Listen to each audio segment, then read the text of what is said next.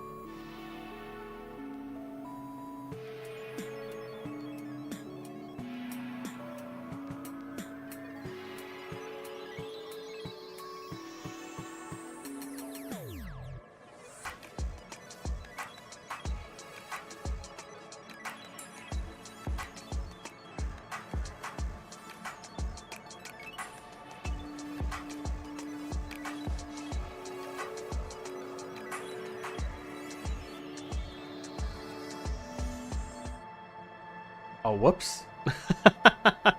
I had the audio on, didn't I? Oh well. Hello, everyone. Welcome back. We are playing Disco Elysium. I don't know why OBS decided to stop capturing it. It was capturing it a second ago. Oh, OBS. Well, maybe one day you'll be a good program. Anyway. Back to the game. Where did we leave off? I don't really remember. Oh yeah, we are in this apartment complex. Box is filled with cleaning chemicals. Smells of laundry detergent. Eviction notices and missing pets are plastered on top of each other. I definitely feel like we made some progress last time. An old shoe rack, boots, sneakers, and old slippers. Snoring is very scary somehow. You should leave. Is it like a bear or something? No way to get in there.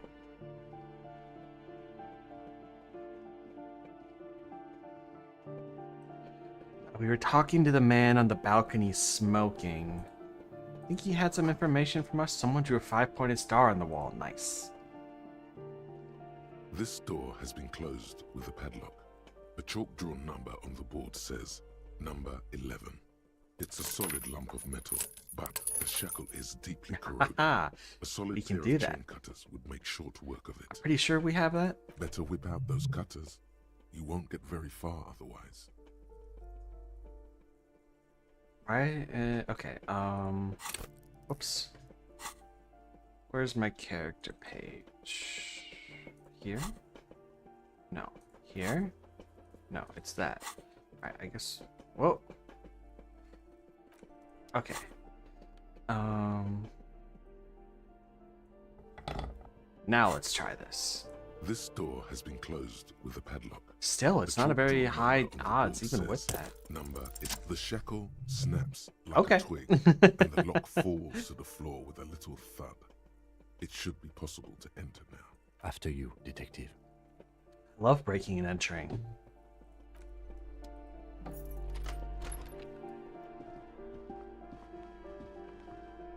just a tiny little apartment. It's really just a bedroom. It's more like a dorm room, really. Books on critical theory, on the monstrosities of capital and such. Okay. I can get down with that. Photos of revolutionary posing with their guns. Revolutionary love to pose with their guns. Guns are cool, you know? Flamboyant poster of a white star. Real lithography. Is that Mark's? A plaster cast bust depicts a middle-aged man with impressive sideburns. The name on the plinth reads Kraz Marzov. Guess not.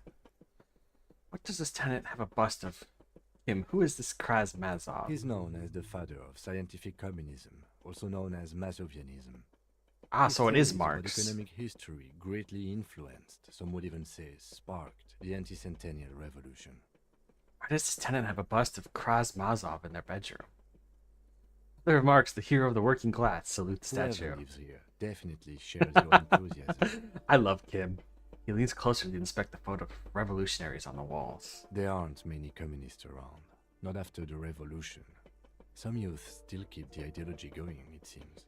Why does this tenant have a bust of Kraz Mazov in their bedroom? The White Star, the photos on the wall. I think we have broken into the apartment of a young communard. How fitting. This is a pretty cool symbology. I like the star and the antlers.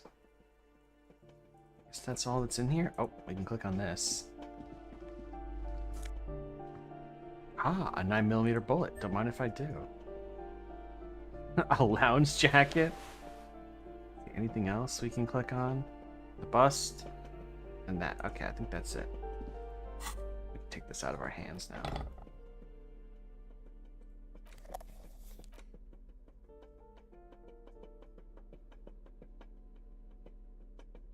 What does this shirt have? +1 drama.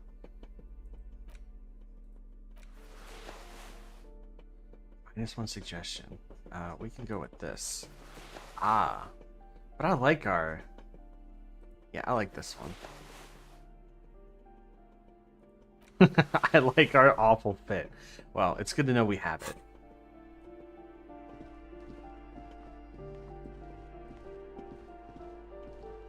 You hear someone walking around inside, rearranging the furniture. The number on the panel says 10. The walking stops abruptly, but no one comes to the door. You can feel tension on the other side. It's him. A poor communard from the looks of it. The room is barely bigger than a closet. What? That's not what the text says. This time the steps come closer. Who is this? Demands a female voice, wary and tense. This is the police. Open up. Do I have to open the door? You hear the clicking of heels again as the other side walks right up to the door. Her tone is now giving a defensive edge. Do you have a warrant? I'm not obligated to open the door if you don't have a warrant. That's true. Always ask. Let's go. We don't have a reason to get inside that apartment. True. That one's locked. Wait, what's this? Ooh, money.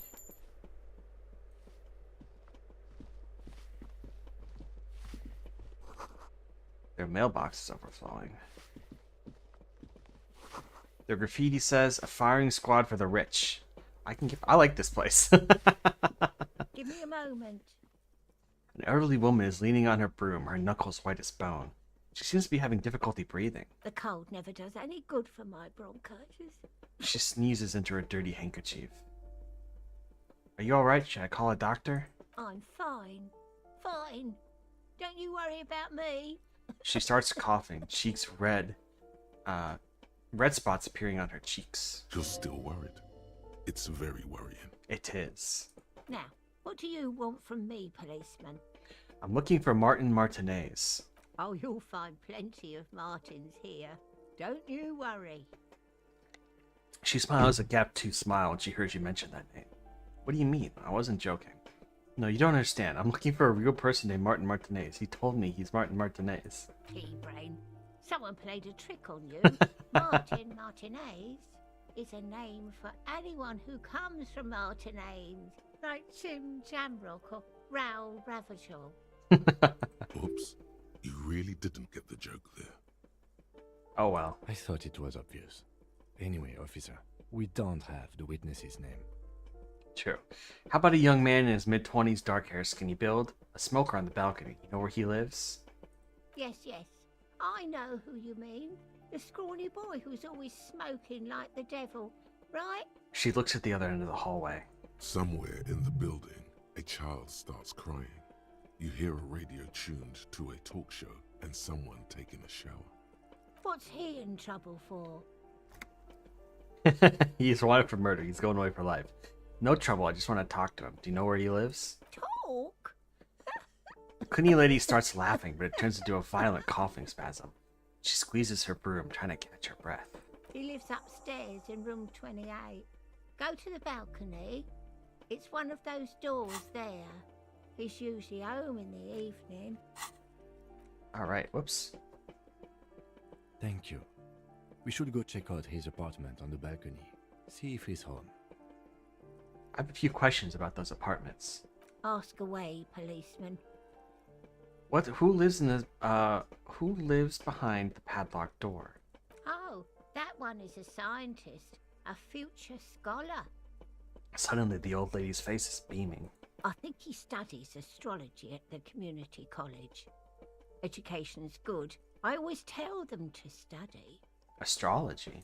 Something to do with all those stars around his door.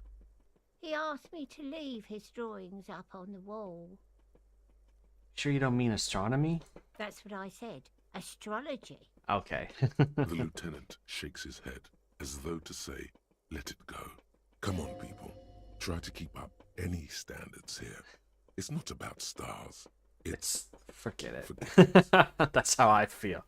Thanks, that's She all. mumbles some kind of a response, then hacks something into her handkerchief. Thanks, I'm off. That's downstairs. Let's go talk to him first. Then we can check out the downstairs. A note reads, foreclosed by Martinez Realty Associates.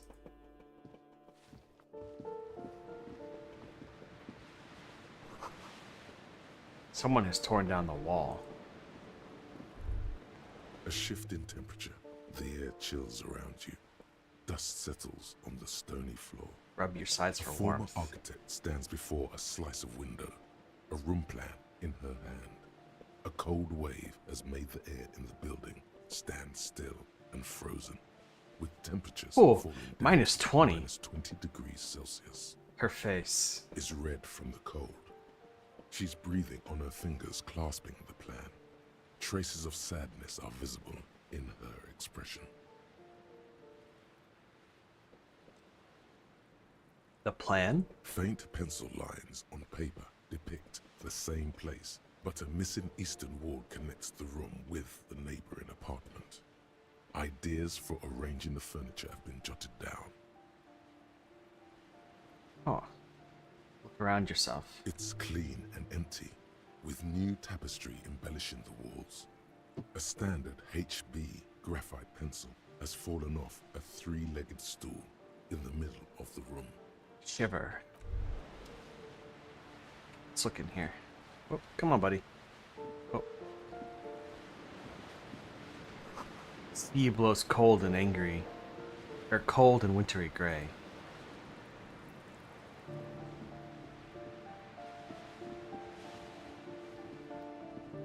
Well, I don't think this is it.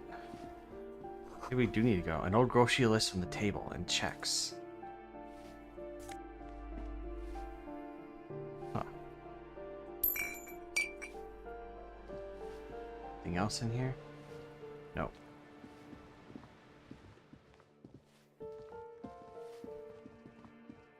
Is this the way to the second floor? Yep, looks like it. Okay.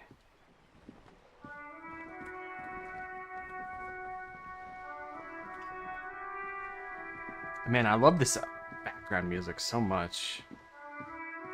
Oh, here she is. Ooh, the piggies have learned how to saunter up staircases. I didn't think you could do that with hooves. That's right. But here you are. That's right, we evolved. Yeah, I can see that. Cool mutations. She crosses her arms. That smell coming from her paint bucket. It's not paint. It's heavy fuel oil. Is that heavy fuel oil? Red dyed heavy fuel oil, intended for exclusive use in government vehicles, to be precise. He says, studying the contents of Cindy's bucket. What did he think I was using? Aquarels? Sucked it out of a cop's fuel tank myself. Back in Jamrock. Ah. I'm sure that didn't taste very good. She really did it. She's proud of it too. That's some clever cultural commentary. You ain't seen nothing yet, piggy boo. Catch you later, Cindy. Alright, number 28. Oh, this doesn't look like anything. Someone's been sleeping here recently. Enough coal to last several winters. Smells like chemicals.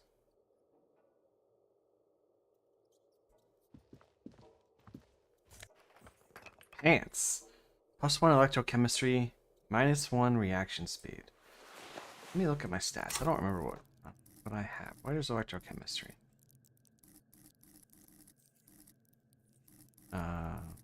Esprit de Corps is up to 6, half-life. Okay, electrochemistry is pretty high.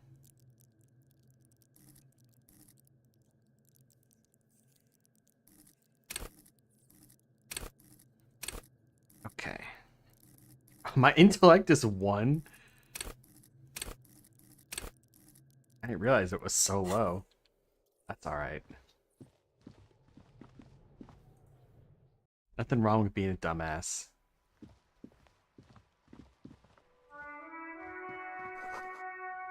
Can't get in. So wait. Above, tarps flap in the wind. Forgotten hammers and nail rust. How do I get to the second floor of this apartment? Ooh, I like this skull here.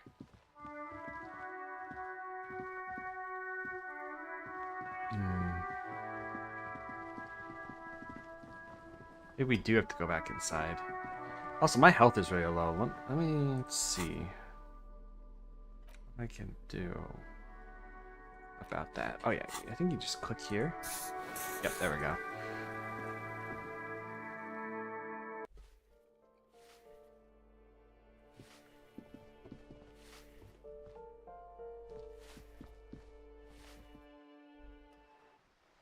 Oh, that's where that leads. Where is the second floor to this place? Ooh, $5. Nice.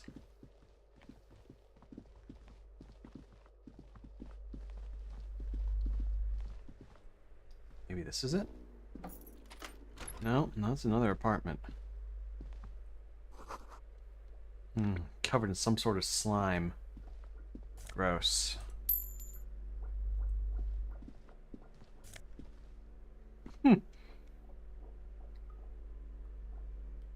Magnesium and I think that's alcohol? Yep, Commodore Red.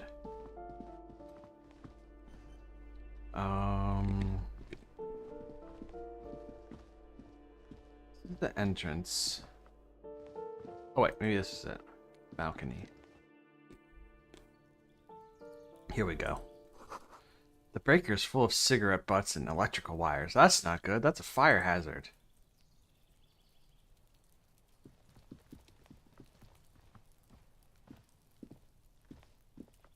Just a door. Nothing for you here right now. That sounds suspicious. Sounds like there is something here for...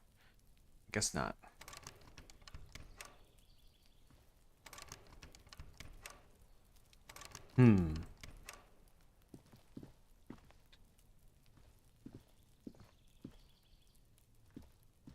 Come on, team, keep up. Someone's growing rosemary, thyme, and a cactus. Not bad. Not bad plants. 28. This door is made of metal and This appears is him. to be reinforced. Someone here really values their security. As you should. Number 28. This is where the cleaning lady said the smoker on the balcony lives. Let's see if anyone's home. Knock, No knock. one answers. Looks like the young man we are looking for isn't home. I think our best chance to catch him is in the evening. Means 5 o'clock. That's the evening, isn't it? We should return tomorrow after we have finished with our day's work. Tomorrow? How about 9 p.m.? Sound good? Sounds good. Tomorrow at 9. Tomorrow, 9 p.m., right here. Apartment number 28. Good, let's go. Damn. Well, Turns out it's quite tricky finding someone in a big apartment building. Don't worry, you'll get him. let's see, what do we do now? Complete silence. Whoever lives there isn't home. Keep looking around. Door to apartment 30. Voices from within, singing along to some buoyant dance track. Oh, I don't think I can get over there. Okay. Maybe I can go sit on a bench for a while. Oh yeah, let me check. Where's my thoughts? This is still processing.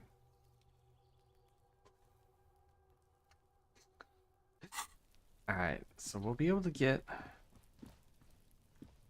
go sit on a bench for a little while.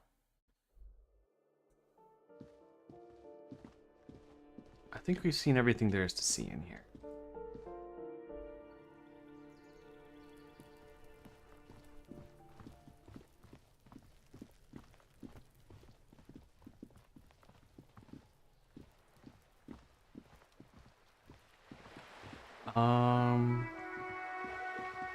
There we go. I was like, we're real close up there.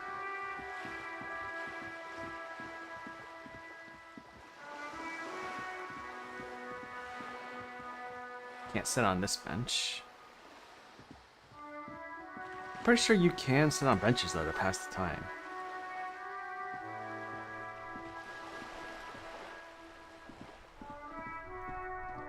Oh, there we go. There's a bench. The worn and beaten wooden planks of the bench do not look overly comforting. We can sit on benches after we've solved the murder. Damn it, Kim. You can revisit the bench if you ever need to pass the time when Lieutenant Kitsuragi is gone. Oh, so I can't pass the time when he's here? Worn and beaten wooden. Alright. You can Alright, Kitsuragi. We'll play it your way. Let's see. What can we do? Track down my gun, pay for damages. How much does he want? Ask your station for additional funds. Alright, we'll try that. Let me mark that. It's active. Inside, you see a set of steering levers, a radio microphone, a pull-out toolbox, and the soft glow of the fuel preheater gauge. This is Precinct 57. How may I assist you? Right. Please hold. She's already sick of us. 10-4, come in. Firework, over. Fire, walk with me. I'm in dire need of financial assistance. 10-4, I hear you. I don't have the authority to grant your request, but... What? What does he want now? John, chill out. He's asking for money. Is he fucking kidding? I don't think he is. Don't give that asshole anything. He's just gonna drink it all. Alright, that's a negative on the additional funds, over. Please, I'm begging you here. I don't have a place to sleep tonight. It is paramount to the investigation that you grant me more money. He says it's important to the case. He isn't getting a red cent. You can tell him that. Damn, these guys are Scrooges. Request denied, sir. Over. Nothing is working. Nothing is working, that's true. Okay, I heard you. No funds. Anything else, sir? Over. That's all for now. Roger that. 10-10, over and out. Alright, let's check this. So much for that. Let's go see how much I owe. How much do I have, actually?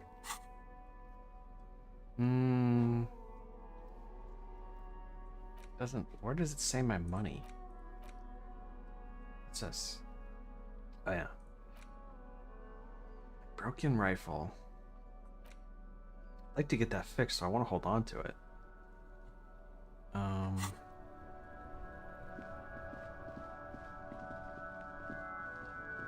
Yeah, I gotta go in this way. Well, I guess we can go down the list. After we see what we owe this guy, we can go down the list and figure out stuff to do. Pass the time, since Kim won't let me chill out. So about the money I owe. Have you got it? How much do I owe you again? Oh, there's our money, 1168. A lot. For the room, drinks, and broken window, 130 real. That's a lot. I guess I don't know the exchange rate. 130 bucks, that's just what I would expect to spend on a decent hotel. Actually, let's talk about something else. Like what? Goodbye. Alright, so that's crossed off the list. Definitely can't do that. Find out who is in the union box. Mess hall. The whirling in rags. They're not there today, but most likely they'll let you show up. Keep your eye out for them. When will they be there? The union box is over here. Oh, I can't talk to it. Alright, what else? What else can we do? Ask Kim about the case. Where's the rest of the armor? Alright, we'll go ask him. As much as I hate talking to this little bastard, we gotta pass the time.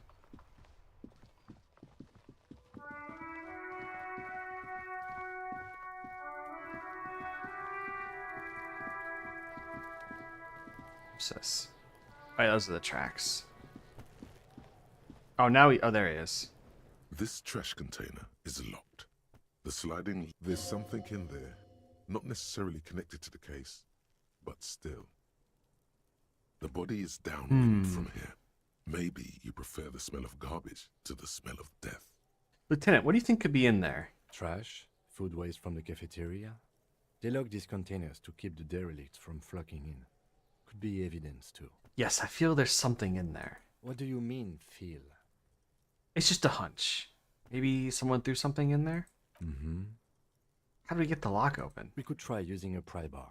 The one you took from my motor carriage, or we could ask for a key from the manager of the Whirling in Rags.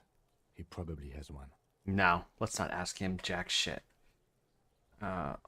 Okay, pry bar. I'm pretty sure. Tools. Pry bar. Pop that sucker open.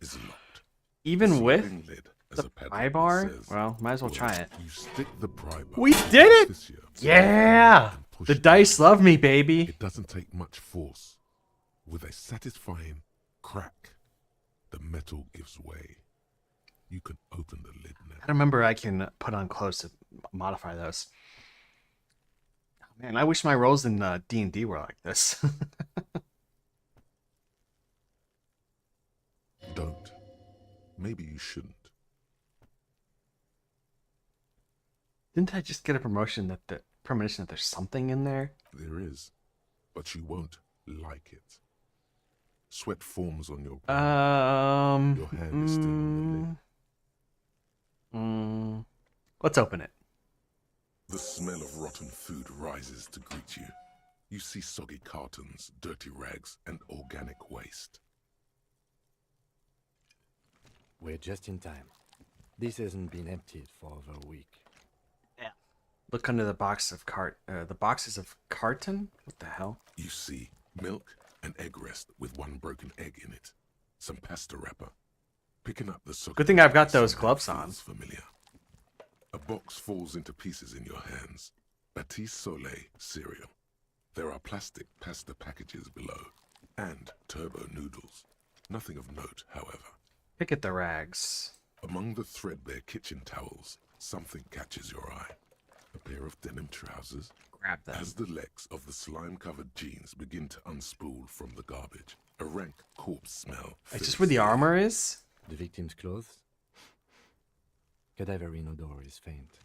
If these belong to the deceased, they were removed when he was still in the early stages of decay. Drop them in here, officer. Lieutenant produces a black bag with evidence from his pocket. Guitar marked blue jeans.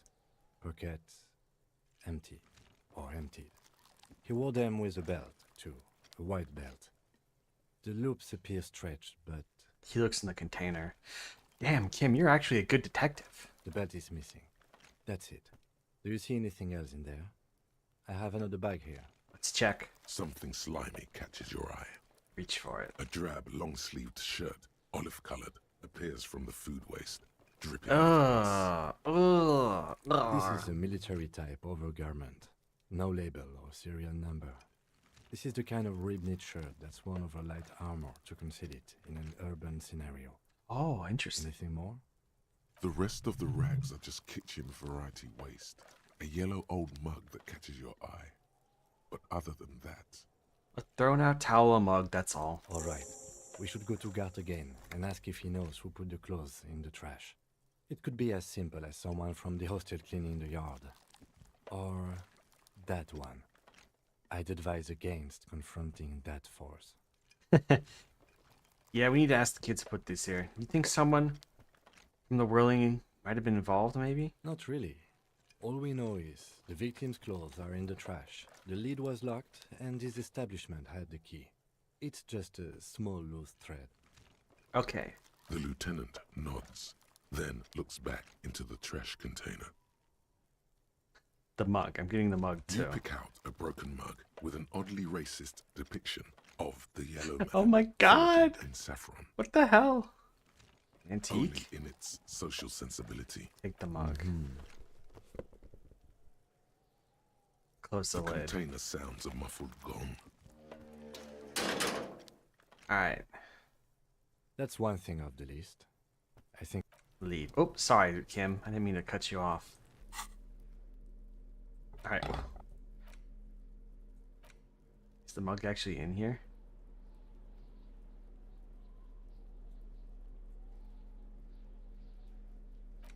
There it is. Only they interact. Oh yeah, I can see what they mean about a caricature. Alright, the R wears a crown. On the ribbon below, a light above descending. Little high falutin for a trash company.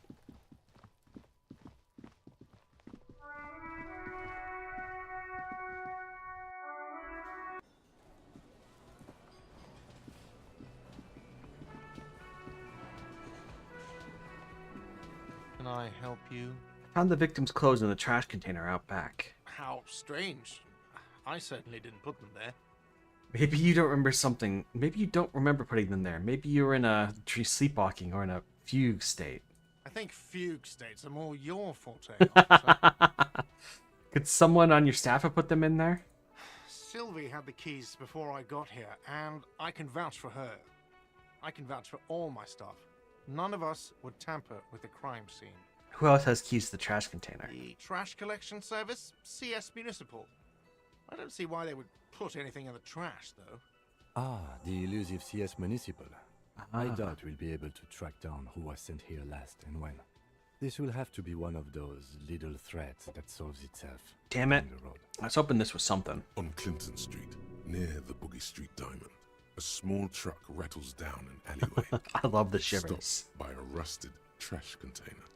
Two men, their faces rough and swollen, jump out. They look at the container despondently. Despondently. CSM is written on their backs. Thank you anyway. Yes. Alright, goodbye. Let's see, is there anything else we can do in this kitchen? How do we open that door?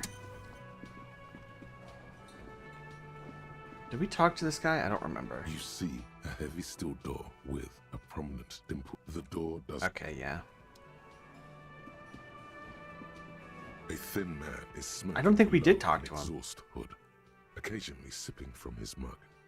This must be the Whirling's cook. As you step in, he nods toward the table and says something in a completely foreign language. Completely foreign. The only words you can make out are Garancy and Quebec. It must be his name. Garancy. Garancy Quebec. Sounds Hail ya. representative. Hello, sir. Got time for a few questions? The man puts his cup down and replies something, his left hand drawing arcs in the air. You know who's behind that? What's behind that door? He looks up at you, then looks away quickly, shrugging and muttering Ooh, something suspicious. to himself. Shrugging is an international sign for, no, I don't know what's behind that door. You've got some impressive pots there. He smiles and bangs his ladle against each of his pots in turn. Okay, I guess that's it. Stay masculine. Where are we with this thought? Looks like we're almost done. Yeah, 94%. All right. Let's go talk to a few more people. That should probably give us enough time. Did we talk to this guy? Oh, he looks like Anthony Fantano. Did we talk to her? I feel like we must have. Hello, sweetie. Wait, who's Sweetie? Who's Sweetie? Why, you are, officer. Maybe I am. And have you found anyone to be sweet to? She smiles conspiratorially. No, I'm done with mating rituals this time around. I don't know, wink? Maybe I have? I had once, winked twice, but then I lost her. What was with that fucking wink?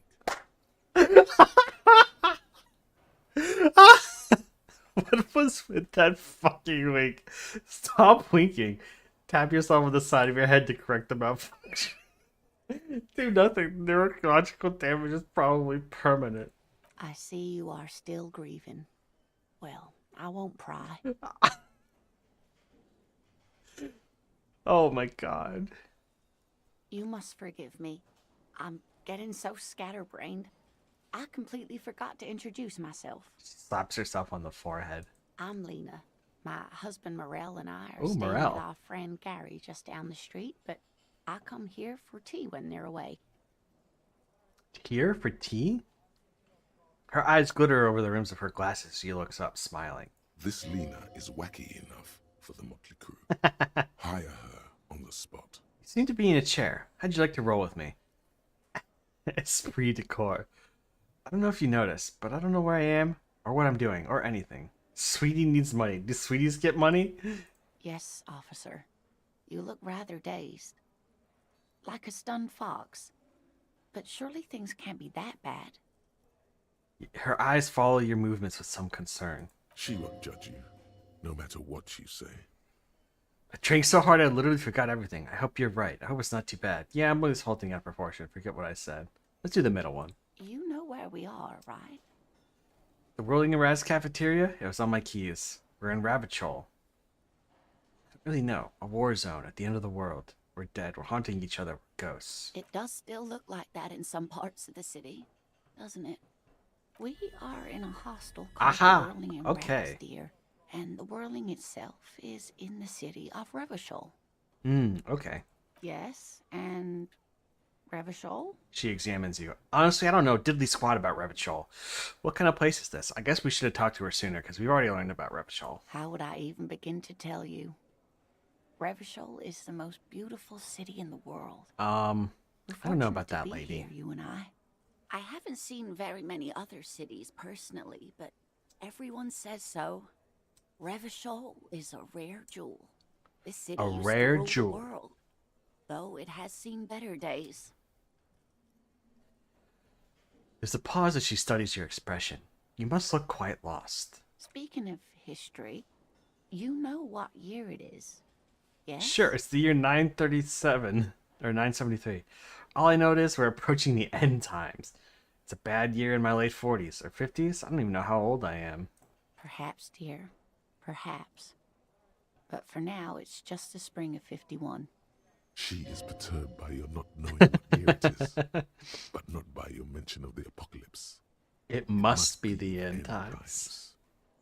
True. The lieutenant studies you, rubbing his chin. Poor Kim. I'm beginning to suspect that you might indeed be completely adrift in this reality, thinks the lieutenant. How can it be that bad? Never mind.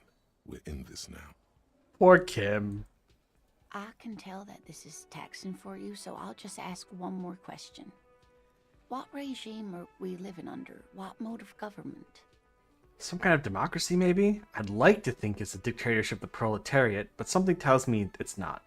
Our leaders are fierce warriors who traverse the plains on steeds. Civilization cowers before us. We are governed by intelligent machines that perform calculations to determine the freest market. Everyone hustles and grinds like a badass visionary. Radios are being used to control people's minds and distort our perception of reality. Concealing our true masters, foreigners and women.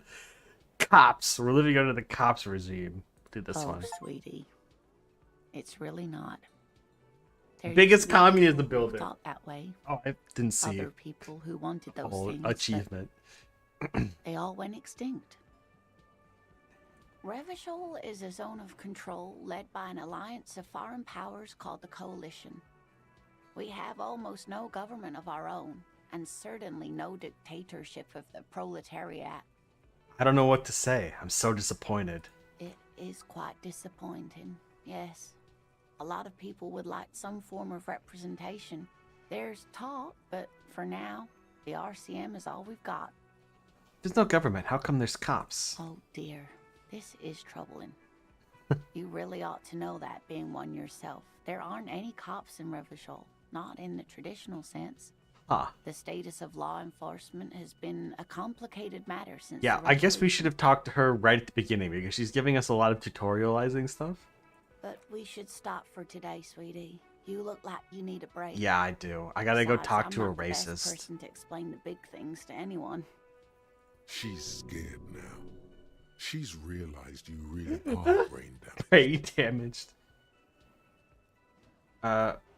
Who could tell me more? Someone more educated in sweeping matters. Maybe you should ask. She turns to the lieutenant. No, I'm not an encyclopedia. I won't be a guide either. I'm a detective. Thanks, course. Kim. Then I don't know. Someone rich? rich? Maybe? Wealthy people are educated. Though I don't know where you would find a wealthy person in I do. Martinez. I gotta get going now. Of course, dear. Good luck with your case. Oh, she's so sweet. Alright. Let's go back to doing this.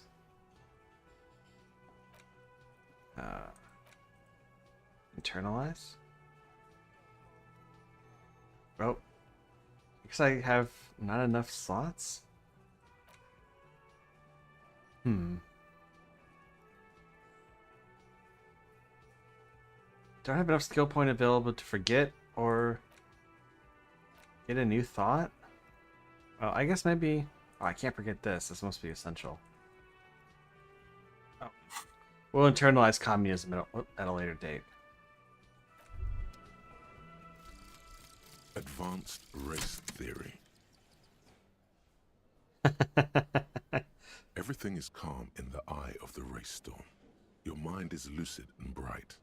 The mind-bending phylogenetics appear more distant and, to be fair, Learning a capital little rhetoric ridiculous. raised to 5 and +1 The great race conceptualization. mystery has cleared up. All that's left to do is verbalize your thoughts. Go and talk to Measurehead about your newly found insights. Oh, Measurehead.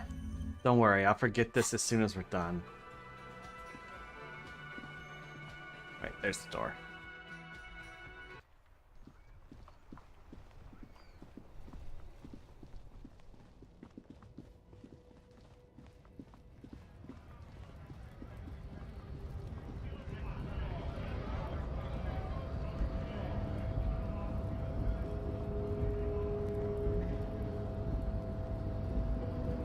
And then we can get on with it.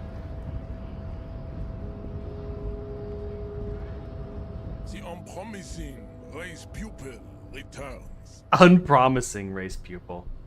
I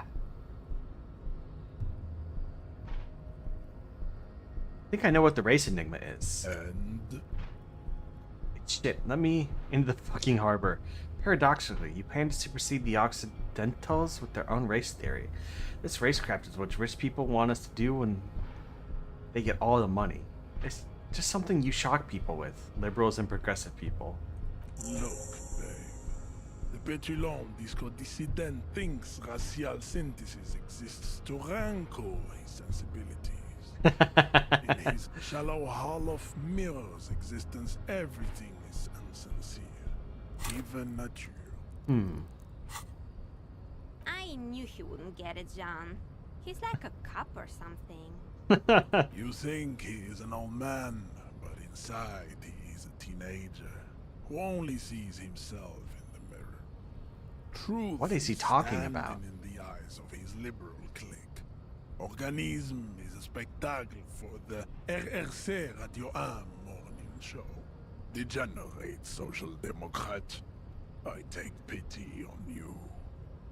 You clearly want to enter the harbor bad, like a little boy who wants to go on the potty. I can press the button for you. It will open the door. That's all I wanted. Very well. You may enter the door once. Our race conversation here has concluded. Finally. Let's go.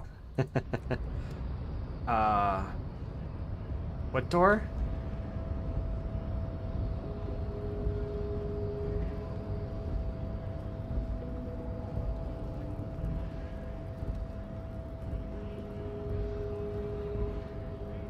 Whoa. Come on, get down there. Wait, I thought he opened the door. What door did he open? I guess let's go back up.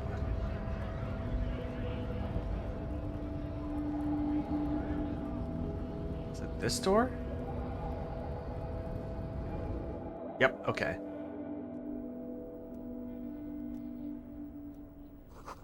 Door is locked and cannot be opened from this side without a pass card. Every worker and member of the board is written on the top of the flyers. This is the Dewey typewriter. The model name is on the back. A standee office file cabinet. The drawers seem to have been locked. Click on one of them. On second glance, someone has forgotten to properly close one of the drawers. It's unfortunate for the Union to just leave their paperwork lying around like this. Like these? Let's see what's inside, he thinks. Open the drawer. The drawer opens smoothly. Inside is a well-organized selection of brown folders. Ooh, I love brown folders. Hundreds of documents containing logistical data. Two kinds of transactions stand out. Materials. What are we even doing here again? We gotta talk to the union leader or something? It's been so long, I forgot. And the same materials being handed over to companies inside Revachol, Couron, Coal City, La Delta, and Jamrock are listed among the many districts where the imports are being sold. Anything interesting? Browse them. It's hard to make sense of this thicket of company names, dates, I can do it. And percentages. You try to focus, but the lines are getting blurry. Force yourself through the folders. Whatever's hidden here is hidden well. Concentration isn't enough. Only a trained accountant with a background in logistics would be able to really make sense of it. However, there is a little handwritten note stuck on the side of the drawer. Look at the note. It appears to be a to-do list written in large, uneven capital letters. Remember, Leo, Everard's shoes, special whirling borscht, water Everard's plants, sweep office floor, more banners. Everard and Leo, I have to remember that. All items on the list have been crossed out, and the note itself is crumpled. Turn to the lieutenant. Look, Kim, a to-do note list with a to-do note with the list of errors for an Everard. Everard Clare, probably, the head of the Debarders Union. One of his aides must have left it. Nothing you think. What is so special about this borscht? Code for drugs? Booze? Blood? Take a look at the note. Remember, Leo, all items on the list have the drawer slides shut smoothly. Someone left the coffee machine on. Dark liquid in the pot looks almost sentient.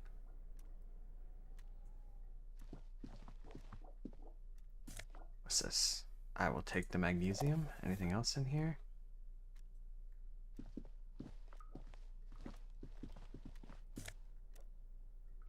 Oh. A book. I'll take it. What do you do with books?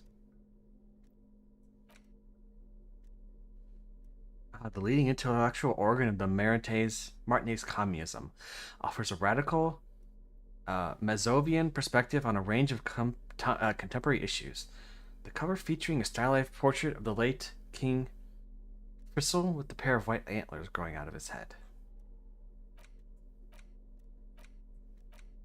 The front of this quarterly journal features a large satirical portrait of the late King Frizzle. From the sides of his head, a pair of white antlers spread to the corners of the cover. Why antlers? Because white antlers are one of the symbols of communism. You know what? I like that They symbology a represent lot, society honestly. in accord with the natural world and at the same time above it. Why Frizzle? Because Frizzle was incompetent, foolish, and cruel. In short, the embodiment of everything the communards wished to overthrow. It's satire. Ah, satire. Flip through the pages. To your disappointment, there aren't any full-color pictures to direct your attention.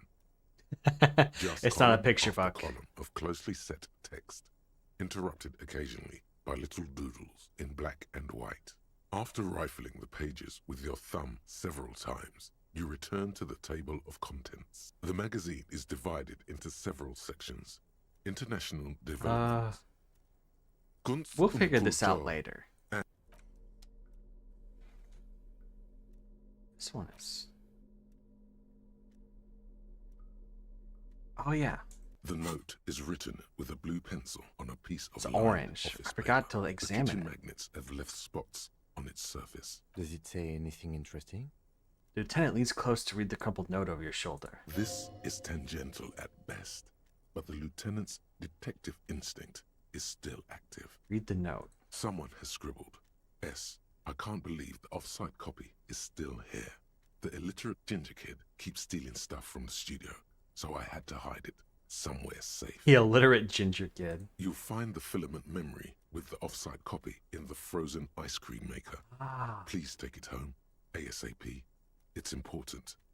I'd do it myself if I lived in a civilized place with a freezer. Take care. Sully Swaff. Remind me again, what's a filament memory? It belongs inside a radio computer, storing its memory. Oh, okay, that must be what we need to do the radio It's like one of play. your disco tapes, only for a computer. Alright, we'll deal with that later. I want to find the union later. Strange buzzing sounds. Wait, is this it? Is this all that's in here? And I can't leave? Oh, here's some stairs.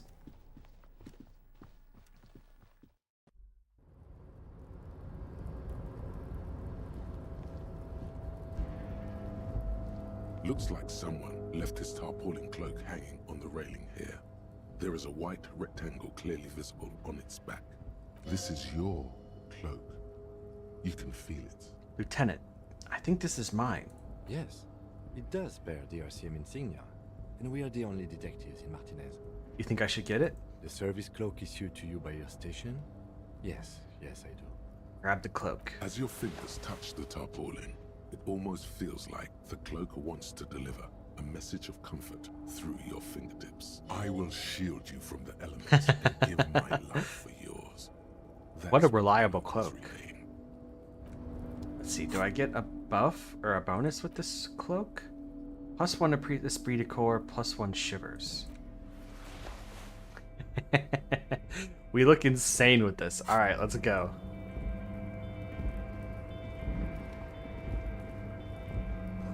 Collecting rainwater.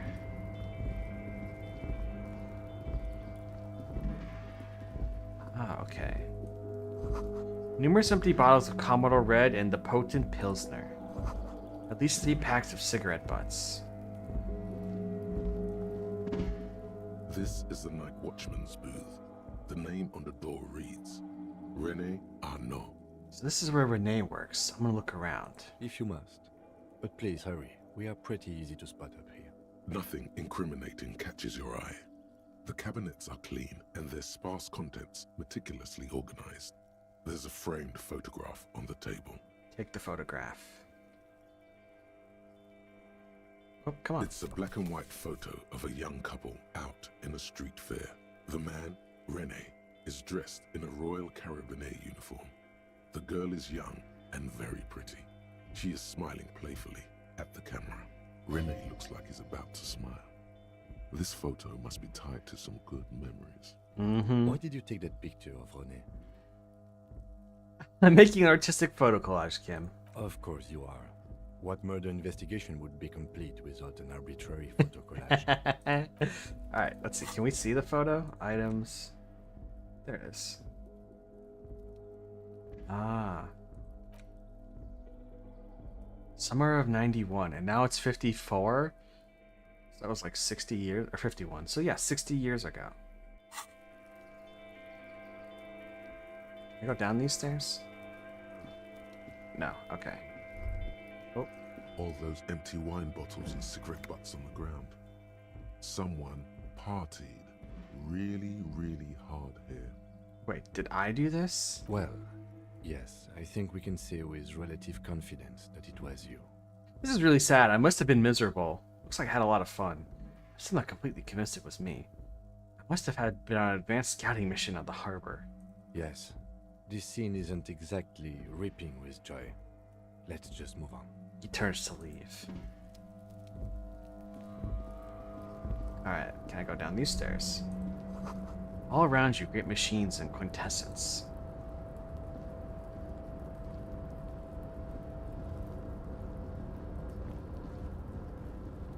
Hey, Key. Hello. How are ya? White pine trees are printed on the screen covering. Looks like the forest under snow. A composite eye of halogen lights watches you, emitting a low buzz.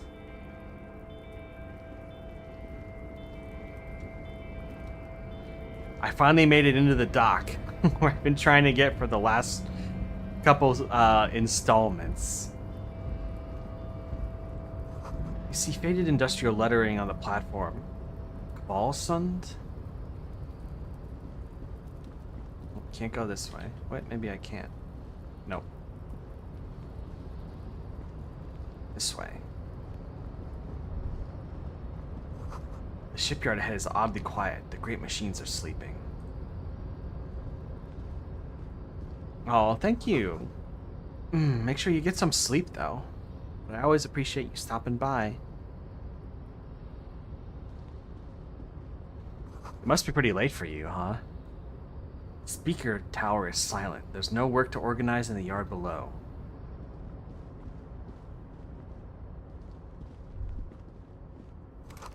The musk of oil and rust comes from the chasm in front of you. Smells like blood. Can I not open this?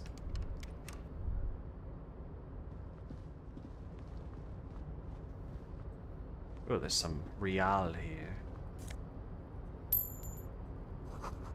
Industrialized sized thermos. Smells like burnt coffee.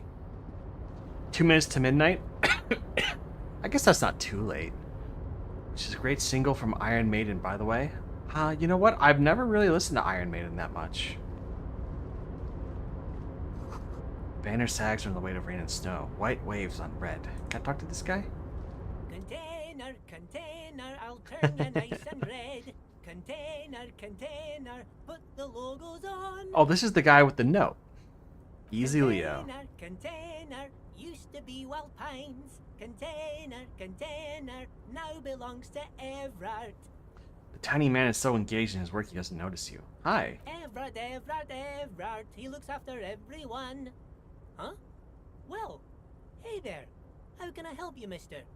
The look in his deep blue eyes is as sincere as you've ever seen. Kind of makes you feel like an arsehole for no apparent reason. I see you are not a union man, mister. Did you get lost? You're not one of them scabs, are you? What is it with you people in scabs? I mean, I don't personally mind. Folks is just folks, you know, and folks gotta eat. He doesn't seem to be waiting on your answer. Yeah, I think this guy is a little unhinged, but literally every single person in this game is unhinged, except for Kim, maybe. Just some of the other guys don't look too kindly on the scabbing kind, if you know what I mean, mister. Where is everyone? The harbor is empty. Do you work here? Are you the Leo who wrote the names on... who wrote the note to make more banners? Isn't that container over there? I'm looking for the leader. Well, we'll do this one first. Oh, most of the guys are down at the gates, keeping the scabs from coming in. He leans in with a confidential look. We're on a strike. The whole union is. You don't have to work when you're on strike. Hey. We haven't worked for 2 months now. Hell yeah, man. So no one is working? Not everyone is down there, of course. Mr. Everard is in his office, where he always is. And Jean-Luc is guarding the gate. Is that the racist dude? He pauses to think. But Titus and his boys got into some drunken trouble and Everard sent them on a nice vacation. For a week or so. He stops, but seems eager to tell you more.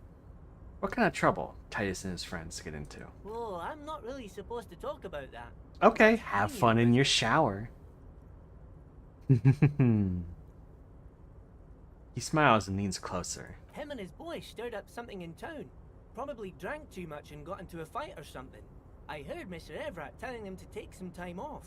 Don't go all bad cop on this simple, friendly fellow. But what did they actually do? I guess the boys got a bit too rowdy and had to let out some steam. I don't really know the details. That's just how boys are, you know. I haven't been in a fight since I was in middle school.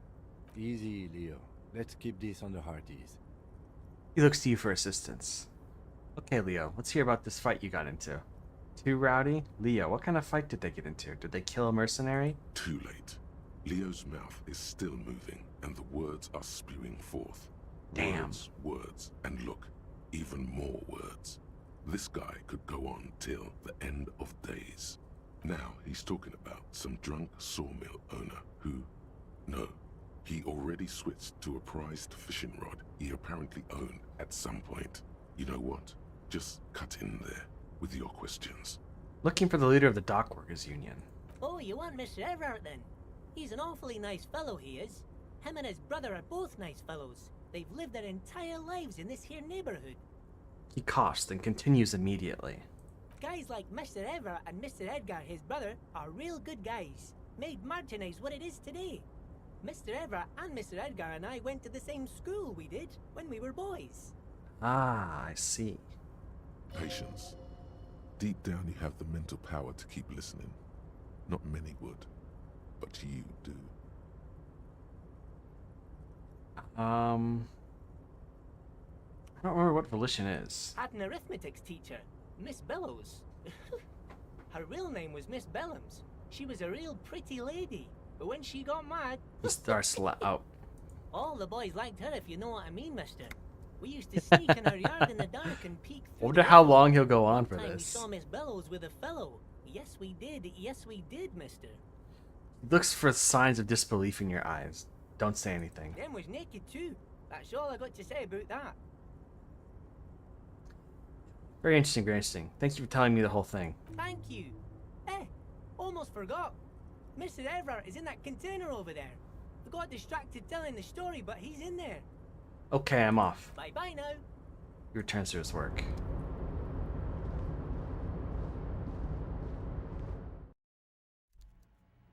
Finally, we're gonna find this guy. Coffee in the industrial thermos is lukewarm. Stair made of pallets leading up. That must be him. Can I get in here, please? Oh, there we go. Look at this guy. Before you is a walrus of a man. What is with this face? He looks up from his work, not the least bit surprised to see you. With great effort, he straightens himself up in his chair, yet says nothing. He simply stares at you. A typical power play.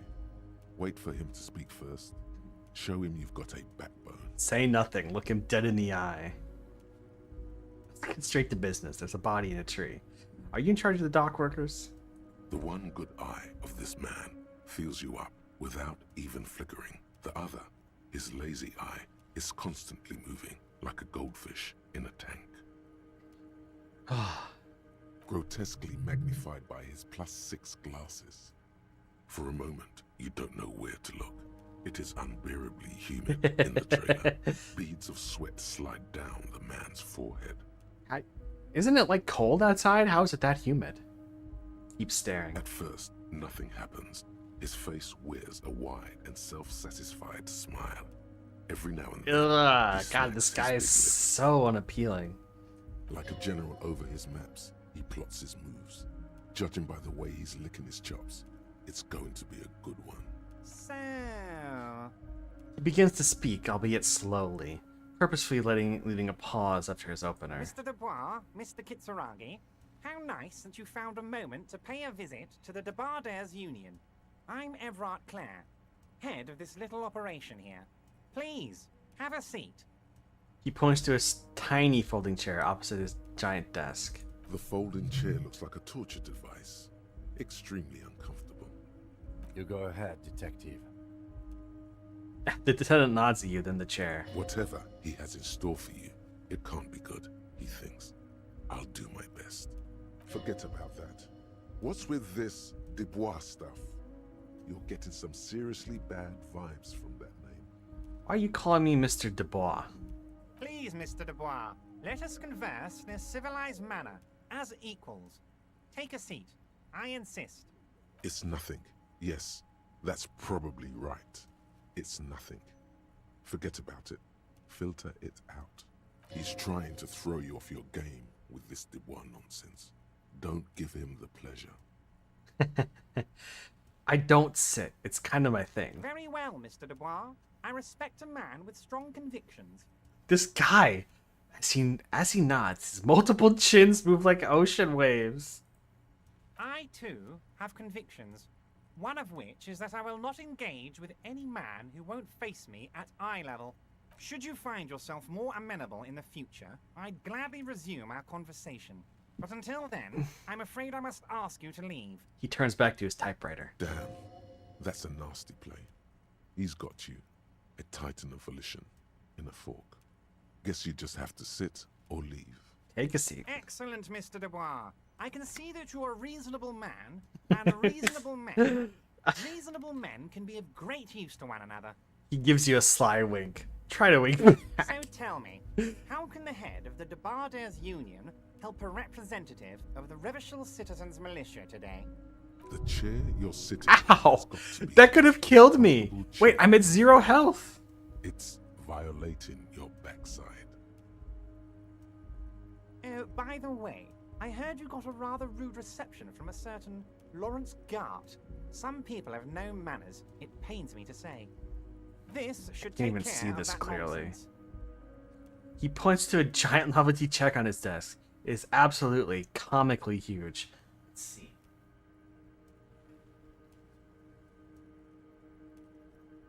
Let's see it. It should be sufficient to cover your expenses for a few days and patch over your differences with a cafeteria manager. Go ahead, take it. Wow, that's 25 real. That's good money. You need it. Where's the check? I don't see it at all. If it's so big, I should be able to see it. Wait, you know, Garrett? Thank you, Everett. Take the comically large check. Take the comically large check, but don't say anything. You can take this comically large check and shove it up your ass. Yes, I know Lawrence. He's a real character. No union man in him. A real piece of work, that boy is. With a grin, he points to the checker game. It's like you're on a game show. At least don't thank him for it. Really, 25 real is not enough to cover my damages. That would give me 37 real, 38 about. I don't even really know what I would use real for. Keep it. I'm good. Okay, okay. I respect a man with principles. No handouts, then. He crosses his arms over his ample midsection and sinks further into his chair. Now, I'd like to set your mind at ease about one other matter. Your lost gun. How does he know about this? Let me assure you, Union people are on it as we speak. I've got my best hounds looking for that lost gun. His slug-like lips move, but all you hear is an echo. Lost gun. Lost gun. I'm so sick of this guy. The world is swallowed by a black Ah! hole of fear. Only 2 words escape its gravitational pull. Lost and gun. I would appreciate any help you could provide. How do you know about my lost gun? Are you all right, Harry? You seem anxious. Don't be. Everything's going to be all right. It's not like you left it loaded. You didn't lose a loaded gun. Local children aren't out there playing with it right now, pointing it into their own mouths. It's in a safe place. Pointing it into their own mouths? No, that's that's probably 20-somethings doing that. Can't access my inventory, so the chair is killing you. This is a red check. Fuck it, we ball. God, you're sweating. Your knee is jerking. You're about to cry, aren't you? You're about to cry because you lost your gun and those children are gonna shoot themselves with it. No, I'm not about to cry. Try to stay cool. Mr. Dubois, you don't look so good. What is this, Mr. Ow, I'm gonna die here. Repeating. What is he trying to pull here? You need to cool the fuck down. Chill. Mr. Dubois! Mr. Dubois! Harry! The large man snaps his fingers, but to no effect. You're in some stupor. There are no Harrys. Let your mind go to a safer place. While Everard is distracted by your odd behavior, the lieutenant's eyes are mapping everything around you. The folder, desk, okay. papers on the wall. Mr. Dubois, are you okay? Can I get you a glass of water or something? Are you having some kind of medical emergency? Maybe you could use your hands somehow, in a kind of throw-in motion, like you're throwing that Mr. Dubois act right back at him. No, I'm as good as it gets. Mr. Dubois. Oh yeah, man, I'm fucking great. Keep sliding. Actually, this chair is uncomfortable. I could use a glass of water. I'm melting. What an odd demonstration of... you got me, Harry. I don't even know what. As entertaining as it was, I'm afraid we're wasting our time. This fucking bastard. He's not gonna give me the water. I'm sure you are too. Okay, enough. We are here to ask you some questions pertaining to a murder investigation. Quick, here's your window. Get yourself together and ask him questions. Police officer questions. It is about time to stop embarrassing yourself. Questions will help you regain some of your lost dignity. Let's see. Told the union is involved in local drug trade. What? Harry, how could you say that to me? You know I appreciate a joke as much as any Johnny Fat Guy, but I can't... Johnny Fat Guy. Are Oh, you Jolly actually Fat Guy. investigating this? No comment. Harry, you wound me, Harry, in the heart. But I trust you to put this to bed. Do what you must, and let's change the subject, shall we? Thank you for your understanding. We will continue to do what we must. You too, Lieutenant. You know, I like you, but you never were my I'm favorite. Team Harry? What is I'm he a trying to Harry pull fan. here? I'm Team Harry. None taken. Do we have anything else to do here, Harry? Aren't you gonna ask me how I got in? You called me Mr. Boy. Why? Could you help me to get the dead body down from the tree? You might have noticed there's one hanging on a tree behind the hostel cafeteria. Oh my. Don't take this question personally, but why would I get involved in this matter? Mr. Clare, the man was hanged with a cargo belt. A steel-reinforced cargo belt. It's safe to assume the Union had something to do with the murder. Besides, getting the body down would benefit all of us. It's a stain on the neighborhood. You're a community leader. Help your community out. I can certainly see how having him up there might start affecting some real estate values. He licks his fat lip and smiles. But of course, all joking aside, I am going to help you. He picks up the handset of a radio phone to his right, then clicks a button. Oh, squeaky clean key. I don't think she saw me looking.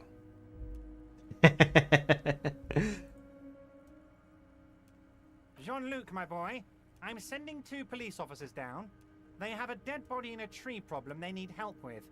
Namely, they need it to be taken down. And, Jean, please take it easy with the race science. He's had enough of that. Yeah, oh, we're getting... Oh, I can't remember this guy's head. Something head, I don't remember. I keep wanting to call him Meathead, but that's not right. You can find Jean-Luc down at the gates, but you already knew that. Anyway, he's going to help you. I want to talk about the hanging. Oh, of course. That's your main thing here. That's why you're in Martinez.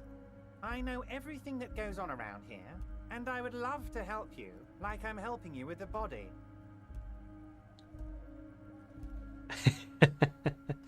Let's see. I mean, it's no secret that the Secret lynching is task connected complete. to the strike.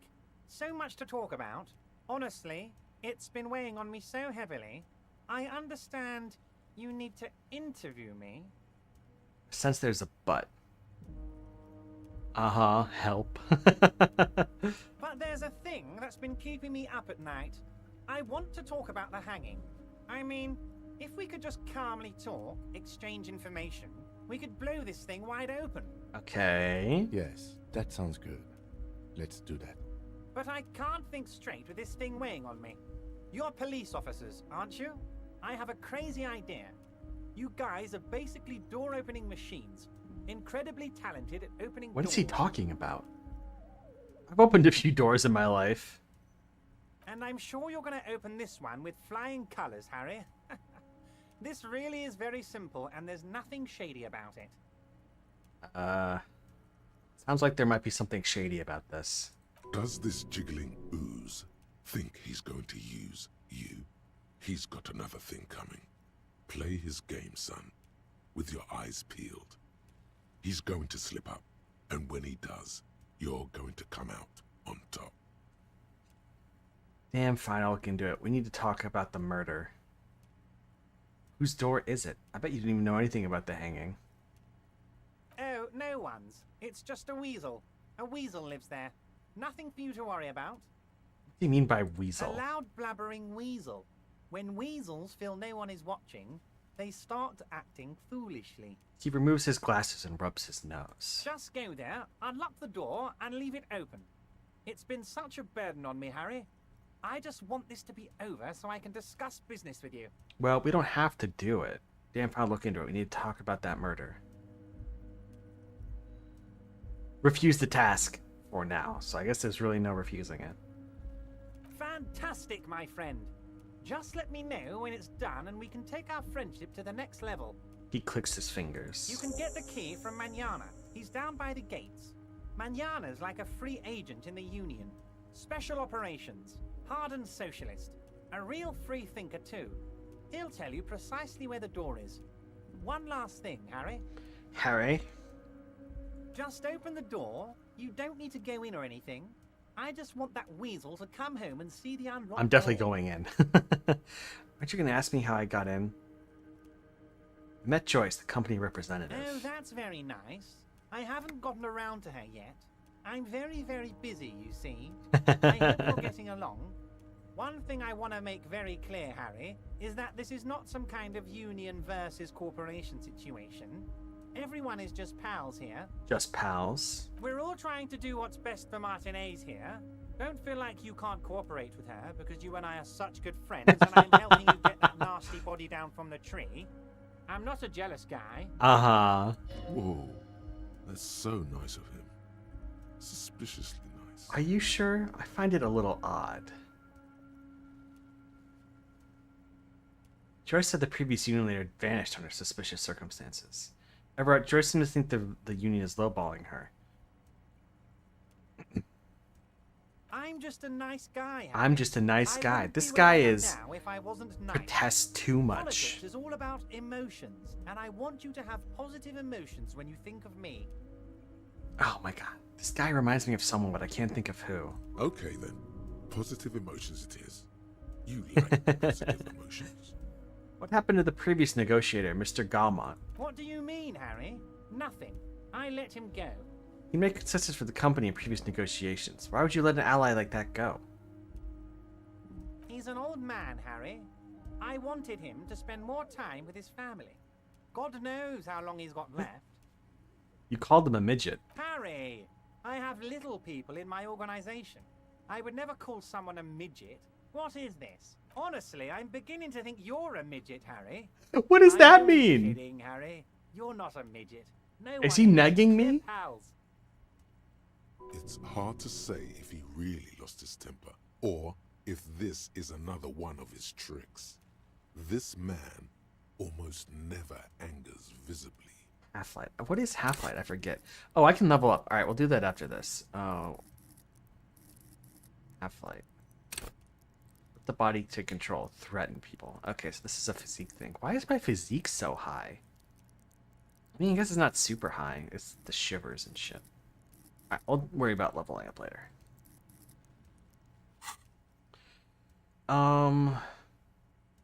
Joyce said the previous unit leader vanished under suspicious circumstances. Vanished? Harry, the woman left her casserole in the oven and couldn't make it here in time for the voting. Oh, did I leave my casserole on? Better go home and check. The election can wait. When she got back, the whole thing was over. Wait, there was no mention of a casserole from Joyce. What does drama do? Play the actor. Lie and detect lies. Okay. Harry, Harry, Harry. Do not fixate on this little matter. Oh, he's Maybe it obviously was a lying. rabbit stew, or a hairdryer, or an iron. The point is, her heart wasn't in it. Mine was. Of course. Of course your heart was in it, big guy. That much is true. His heart truly is in it. Though you wouldn't think so by looking at him. If it's spilled blood you're looking for, then there certainly isn't any in his expression or demeanor now. Okay, let's talk. Let's talk about something Of course, else. Harry. Let me just assure you one more time. It's perfectly okay to share anything we discuss here with this Joyce. This is a completely transparent I get a organization. bad feeling about this guy. I have no interest in what she is doing, but I myself have nothing to hide. Your business is your business, and I respect your privacy. Just remember, none of this is secret. Tell her about all of it. My brother's picture, my singing swordfish clock. Tell her how overweight I am and how I'm helping you find your lost gun. Tell her about everything. Everett doesn't mind. This is weird. Not nice weird, but okay. Let's talk about my lost gun. Yes, your lost gun. My best men are on it. They're turning every stone, searching every playground, asking kids, grandmas, everyone. Your gun will be found, Harry. Let me assure you. I don't of want that. him to find It's it. just a matter of time and effort. The only way to find it seems to be working with him. He might even be holding your Hold gun on, could he really hold my gun hostage? Wait, the gun may have been bought from the Roy's pawn shop. Have your men factored that in? Yes, thank you for the hot tip regarding your lost gun, Harry. My men have indeed factored in that you pawned it. Now please, let the professionals do their job. Kick back, Harry, relax. I have great guys on this. You focus on what's important. Building our relationship for the good of my It did not come as a surprise to him. He might actually not be bullshitting. Does this mean if I do things for you, I'll get my gun back? I will not be blackmailed with this gun business. Harry, Harry, I was only trying to be tactful. A lost gun is a dangerous thing. I can't have it around in my neighborhood. Kids could be playing gun roulette with it as we speak. Teenage gangs could be arming themselves. Get a hold of yourself, Harry. Fuck you. Get a reality lowdown? Where's the gun? Gun.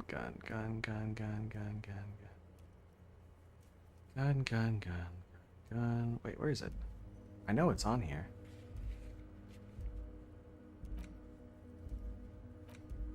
No. Oh, I guess that's it. I assure you, we are working on locating the missing sidearm as well.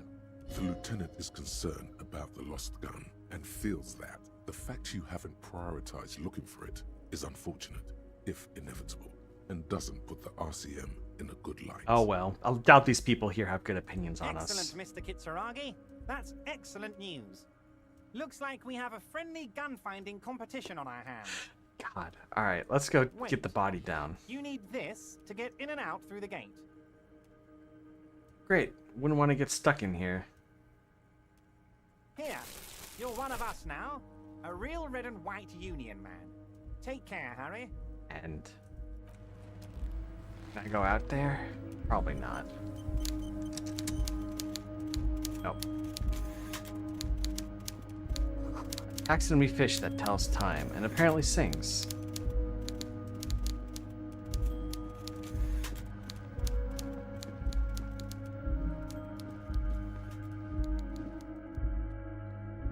Alright. Let's get going.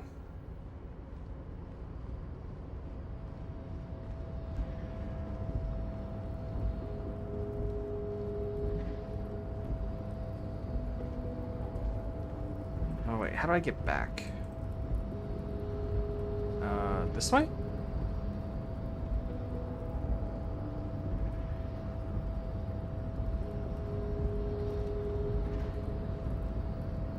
Ooh, I can click on this. A rusting control panel with several knobs. 2 buttons marked Marsh and Arrête. Press are the faded marsh. With a loud grind, the crane shifts overhead. Oh, moving I can a go over massive there now, I container guess. Through the air.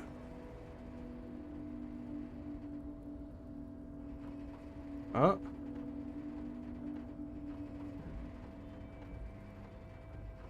Oh.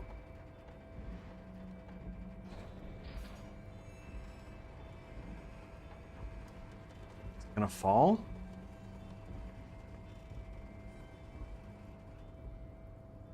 And with a surprisingly quiet thunk, the crane places the container down. This crane was built with a purpose, which has now been fulfilled. To move this container. What's inside the container? Who can say? All you know is... It's special. I can't see how that was worth the ruckus, except for seeing the crane in action, which I admit was satisfying. Press a red. The crane does not return to its origin. Alright, can we go check it out? Aye. Before you stands a cargo container, just one of many in the yard. Lieutenant, I think there's something special about this container. You do? Because I don't. Wait, why not? There are a million containers here. Why True. are you fixating on this one? I don't know, Kim. It just feels special. It's a cargo container, detective, just like all the others. He doesn't even look at it. We are not here to interact with containers. We are here to talk to the Union, right? Open the door. You attempt to turn the handle, to no avail. The doors seem to Dang. be mechanically locked. To your left, the lieutenant considers your actions with some puzzlement. Knock on the No door. reply. Alright, well, I'm not strong enough to bust it open, unsurprisingly. Oh, wait, there's something there.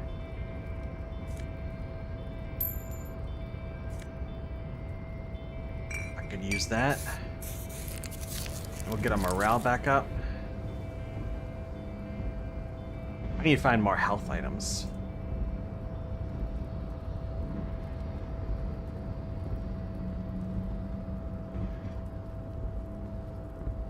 Come on.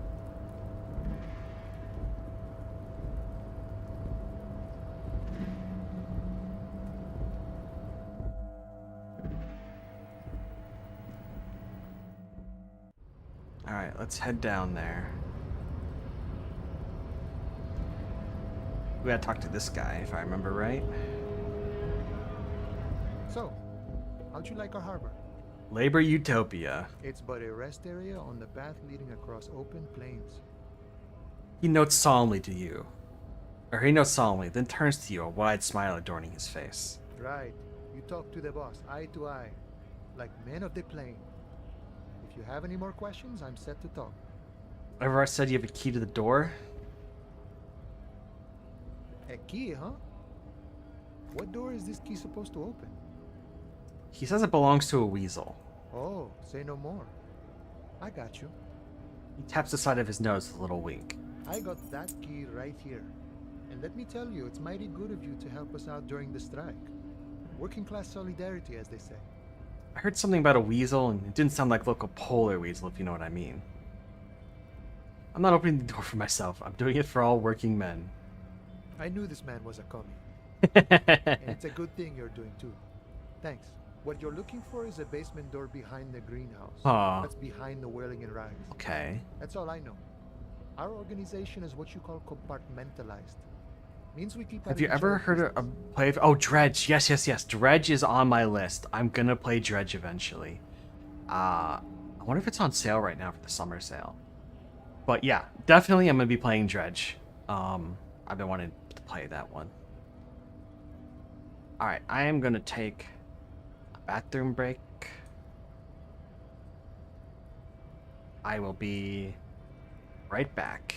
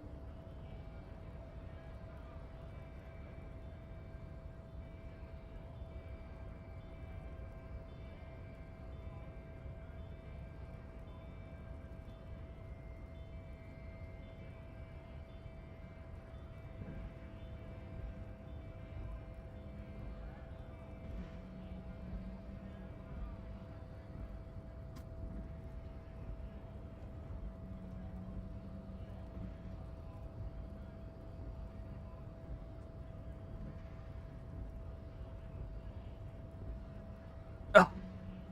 Okay. Ugh. We're back. Now we can finally get that body down. Thank you. Okay, so basement behind the whirling rags. Okay, but where did you get the key from? The janitor gave it to me. Nice fella. We talked about life and things that really, truly matter. His gaze wanders off into the distance. None of this mess we're in. This jiving and juggling. What's it for? To feed our children, I guess. Anything else I should know about this weasel person? When he'll be home?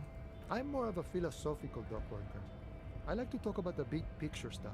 Who I am, who you are. The what man we are takes a fighting for. big sip from his flask. Who he is and what they're fighting for? This is interesting. Got any idea who killed the hangman? The mercenary, eh? Who could have killed him? That's indeed the question. Why even do such a thing?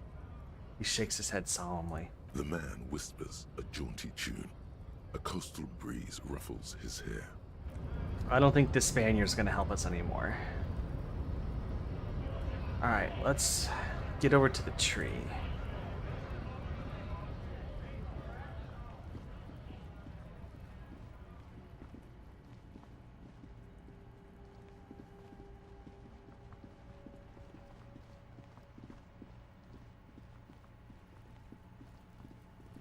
Ooh, that door's open. I wonder how we get up there. Wait, where is... The man before you. Do I have to go talk to him first?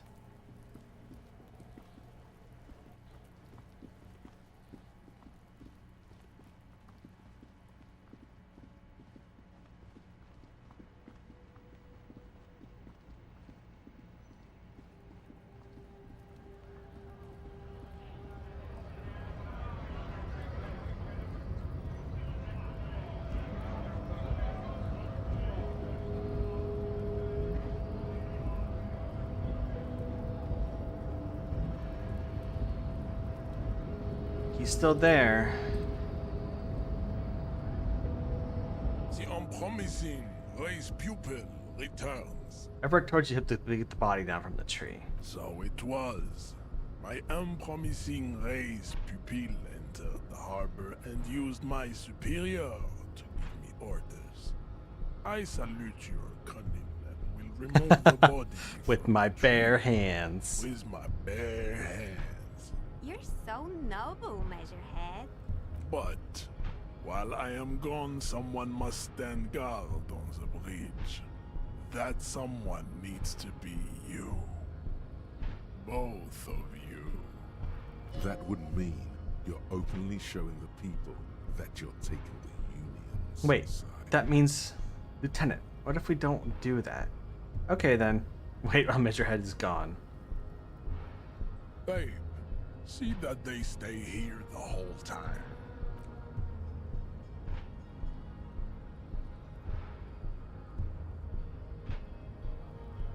I'm not actually going to guard anything. I want to see what's in this box. The woman's gaze follows Measurehead as he leaves. So, you guys are like cops or something? Why are you with Measurehead? Look at him. His craniometric perfection. Are you cops or what? Apparently so. Cool. I like men with guns and power. I'm Katya, by the way. You hear that? That sound. He's breaking something. Yeah, Jean-Luc must be really tearing it up over there. I wish I could see it. I don't. I've had enough of that dead body already. Look at you! RCM rent-a-cops! Oh shit. Guarding that bridge like Everott's lapdogs! Is this where it's at now? The RCM is for sale! This fucking guy again, I forgot about him. And who are you? What is your business here? Why are your clothes 4 sizes too small for you? I love Kim. Yeah, I'm an unbelievably corrupt cop. I'm corrupt every opportunity I get. A shrill laughter interrupts you, echoing across Martinez. Then, the man turns to look behind him at the behemoth appearing around the corner, approaching him, walking past him. Oh, he did it already? Dang.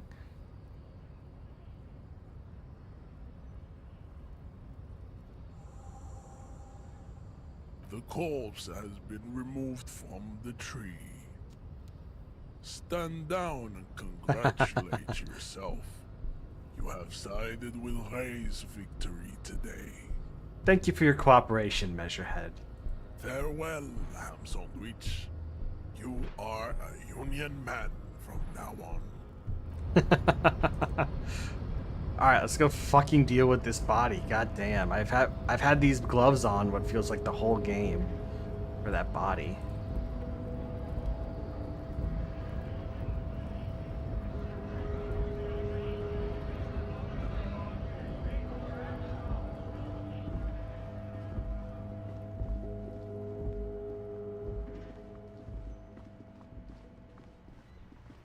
Alright.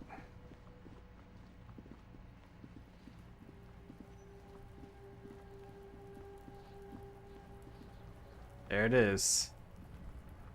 The corpse lies on the ground among the remains of an absolutely demolished pinewood branch. Beautiful. It's gently laid on one side. Well, it's down. Mr. Measurehead has done a good job. Nothing is too broken or... Oh, we're getting lots of skill points. The victim is ready for a field autopsy. Field autopsy? Yes. 1. Investigation of the scene. 2. Initial examination of the victim. 3. Field autopsy. 4. Transportation of the body to the morgue. We are on number 3. The fuck are they on about? This fucking kid is still here? Cop's gonna cut his shit up! Don't we have someone else for this? A doctor? No, you and I are detectives. The honorary rank of detective signifies our ability to handle the entire incident chain, from autopsy to cleanup. How did I become a detective in the first place? Wait, honorary rank of detective? An honor and a burden attached to your rank once you've proven yourself able, usually after 5 to 8 years of field work. Mine is lieutenant detective.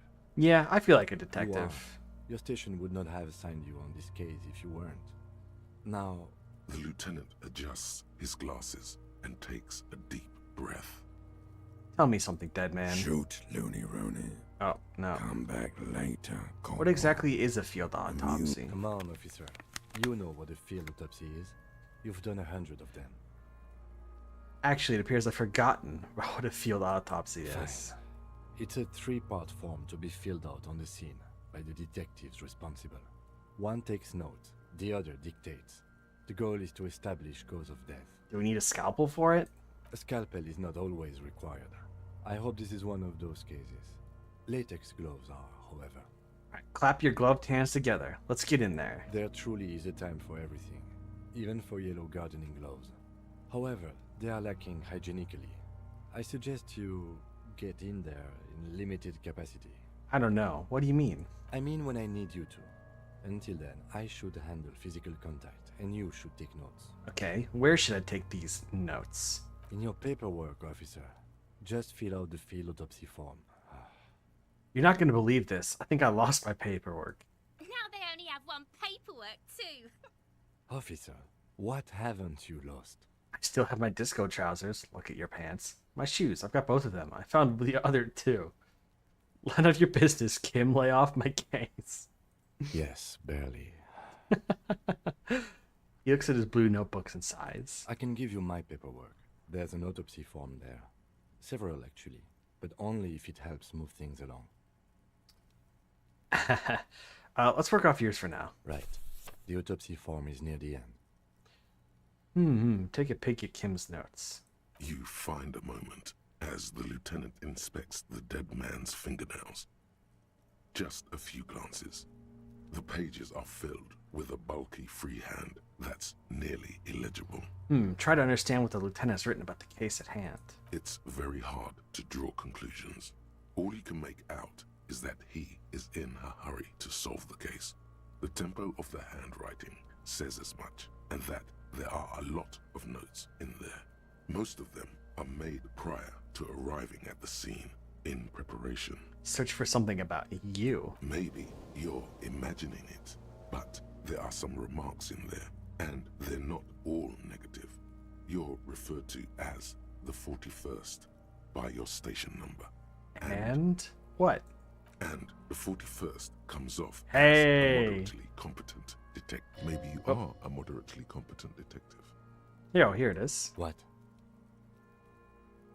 The dead man stares in silence as you crack open the ledger. The bright red paper is covered in boxes and lists, describing the condition of his skin and organs in 3 parts. Sorry if you can hear my fan over the mic. It's like unbalanced and flops around. The dead are coming. Above those, an 11-field info form needs filling out first. It begins with... Can you hear it now? I can see the mic is picking something up.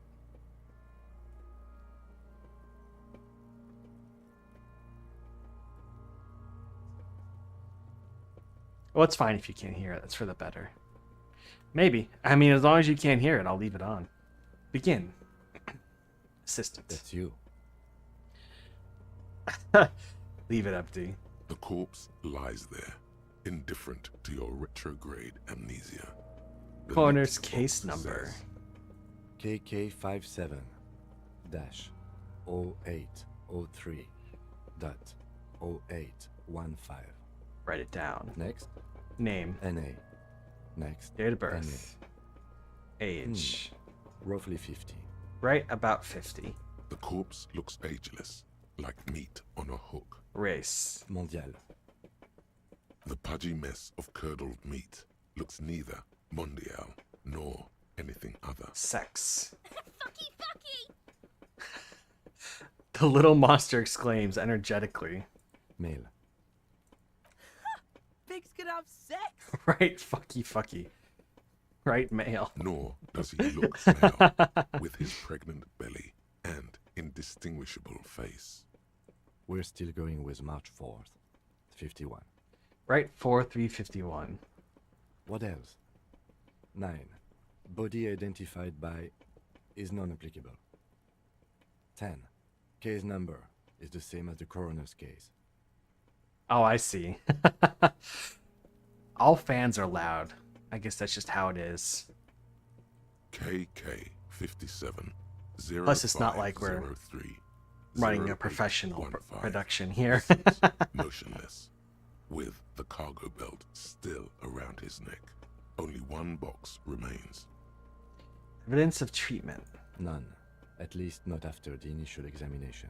A strange word. Treatment. What exactly is treatment anyway? Interfering with the body's position or wounds post-mortem. How did you not know that? Aren't you a cop? You're leaving a weak impression here. Say something sure-handed. Alright, what can we say? Don't overdo it. It's okay to be unsure. What's next? He places his gloved hand on the dead man's chest, as if in preparation. Your central nervous system recognizes this gesture. It's the stations of the breath. Ecclesiastic, religious in nature, a holdout from pre-DeLorean burial rites. It takes him 2 seconds to perform. Then, so Kim is a religious man. Somewhere in Jamrock North, a small wood shed behind Rosencrantz Row, Lieutenant Nick Feuerbat puts his hand to the chest of a small corpse. No larger than a monkey. Weird. It's raining outside, light drizzle. There is darkness in the shed. Elsewhere yet, an obese female sits in a wicker chair, her silhouette bull-like against the window. Outside, Grand Coudon. The day is turning dim for Sergeant Mac Dawson. Hand extended, he approaches, to make sure she is dead more than anything else. The building is tall, 7 stories, wind-wrapped in solitude. Most of the apartments are unoccupied. This was a suicide. The other, an accident. The small one. The small one. And so, all across Jamrock, Coal City, GRIH, 42 deceased persons found. Jesus, that's a lot of dead people in one day. We should start the post-mortem. The corpse cannot feel Kim's hand on his chest. It no longer meaningfully interacts with its surroundings. A thicket of boxes and lists on red copier paper tries to answer why. External examination. Clothes. The deceased wears armored boots and white briefs. The make of the briefs is Babrodine, I think. Let's see. He turns the body to its side to check out the underwear label. See, it's happening. Babrodine, yes. Inexpensive. Size M. Color white. The disappointment is palpable. The red-haired thing was expecting something more lurid. The boots are ceramic, vitreous enamel. They are fused to his skin from blood flowing downward post-mortem. Removal of the boots is left for processing. Tattoos. He stands up, feet planted on either side of the body.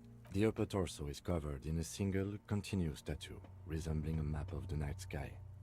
It reaches from the right shoulder to the Sounds heart. like a really cool tattoo. The ink is blue and white. The assistant has a color photograph of the markings, to be added to the case files as document A1. The photo is taken on the scene, using a Trigat Mini. The deceased has a cargo lashing belt around his neck, tied with a hangman's knot. Color yellow. Length 3 meters. There is a buckle on the other end.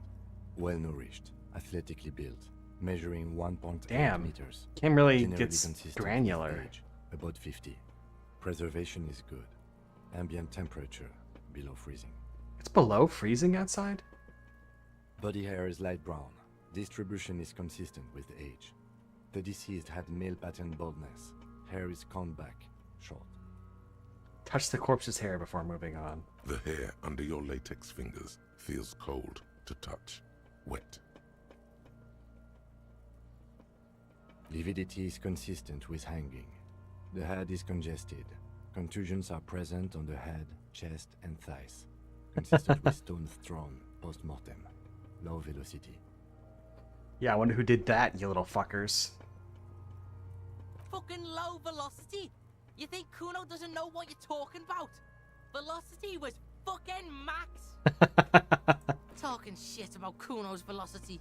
In addition, there are bite marks on the face, scalp, and chest. Consistent with predation. Right down. Ligature mark.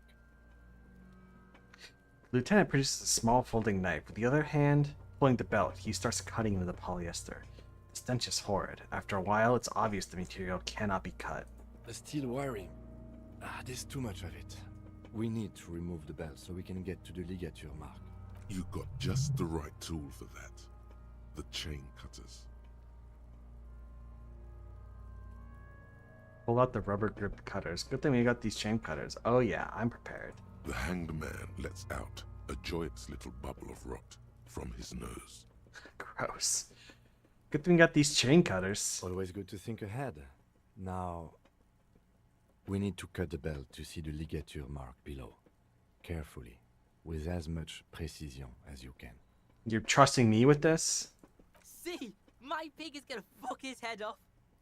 No, he ain't. Your pig's a boring fuck. Yeah, I'm Kuno's pig, I agree. I'm not your pig, Kuno. Look for a good spot to cut. The belt is equally tight around the whole circumference of his neck, swelling over the edges like white bread rising from the gross. east. Alright, we'll try it. It's a little bit better than even odds. You jam the cutters damn right it! under the knot. That seems like a smart idea. Yeah, somewhere there. Already they're buried deep in the man's flesh. Then you rotate them to get a better hold. Fuckity fuck. The lieutenant looks by, somewhat worried as you summon power words to your aid. Rotate some more. A really, really bad smell is coming from there now. And some kind of cracking sound. Oh, well, we're committed. Yeah, fuck him. Fuck that buggery. Corpse fucking time. Told you my pig was hardcore. I should have a go first. I think I have a strategy. Let him work. He sinks the cutters into the knot, preparing to perform the cuts, with his elbow to his knee for precision. Yes, that's much better form than you had. Snap. The knot is slashed. Another cut and the belt falls apart like a flower bouquet, revealing the dead man's neck and the dark red ligature mark around it. Well, we managed to not cut his head off, although I don't think we would have. Here. He hands you the chain cutters back and then kneels close to the body, running his finger along the dark red groove until he comes to a gap. The rope rises to a point, leaving a gap in the ligature mark. The suspension point is in the back of the neck, on the nape. As it ought to. This is where its grip on the curdled meat is gentlest, pulling up. Hemorrhaging is observed on the skin, above and below the ligature mark. The mark is well pronounced, consistent with a drop from 1 or 1.5 meters. Chest is intact, normal contour. Abdomen is protuberant, pelvis intact, genitalia... He pulls down the dead man's pants. No! Let's get up and see! I fucking knew it! This is clearly what they've been waiting for, ever since the autopsy began. The lieutenant is trying to make it as boring as possible. Genitalia is male and unremarkable. No evidence of injury. Does it look like he was enjoying his moment of death?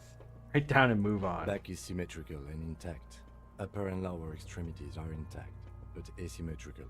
There are combat injuries on the right hand, thigh, and hip. Bullets have bitten little pieces out of him. Definitely it must Merc have then. been excruciating, especially the hip. Before you is a temple of pain that knew little tenderness in life. In addition, I see smaller, residual scars, too numerous to count, covering about 30% of his skin. This is the body of a soldier, a mercenary. We have a real museum here. Of battles, wars. Last item, hands. He takes the man's right hand out of his, inspects it, and then moves on to the left hand. Hands are clean. No sign of a recent struggle. Are we expecting any? I was. Maybe I'm just not seeing them. Honestly, this stench is making it hard for me to think at the moment. Ooh. That's all for the external. Well done. What next? Internal examination. Central nervous system. I have nothing. Do you have anything on this man's central nervous system? You don't even have a joke. Nope. Musculoskeletal. Purge fluid is coming from the mouth. Not injury related. Eyes and tongue protuberant. Hyoid bone. Probably broken.